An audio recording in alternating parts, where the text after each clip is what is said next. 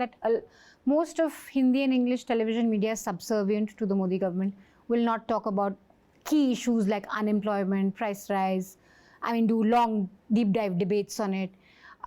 When there's a protest, will actively demonize, say, the farmers who were protesting or the Shaheen Bagh protest that happened. Would you agree with that? No, but that is a view. That's an individual or a channel's view.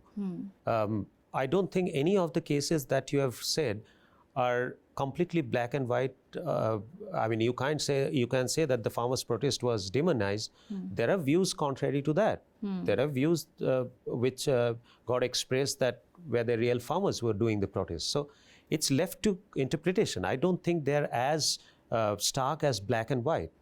And again, as I said, that the viewership, the channel's content get planned depending on the choice of viewers. So flavor of the nation. That's right. If you think the flavor of the nation is pro-Modi, then just give them more content which is pro-Modi. That's right. So if Modi is popular, if Modi's birthday content gives you, you know that over and over that his birthday content made on around his birthday gives you a higher rating.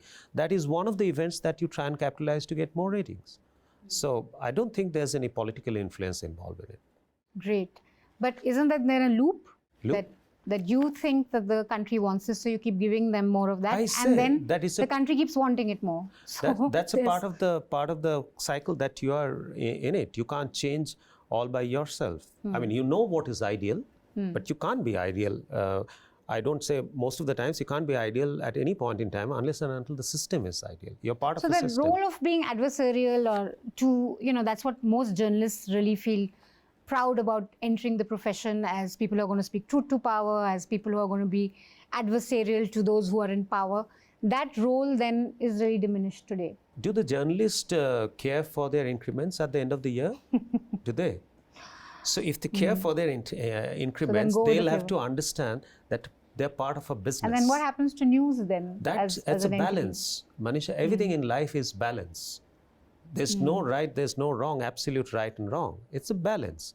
So how media has started historically, a philosophically driven individual has started a newspaper. He funded it himself and he propagated, he expressed his views, he went against the establishment. He funded his own, the business with his own money.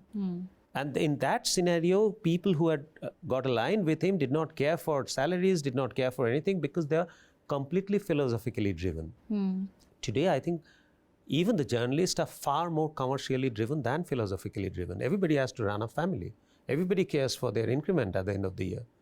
So therefore, the balance has to be maintained, but at no point in time, I think that we should forget about our identity, about our identity of that being a fourth estate.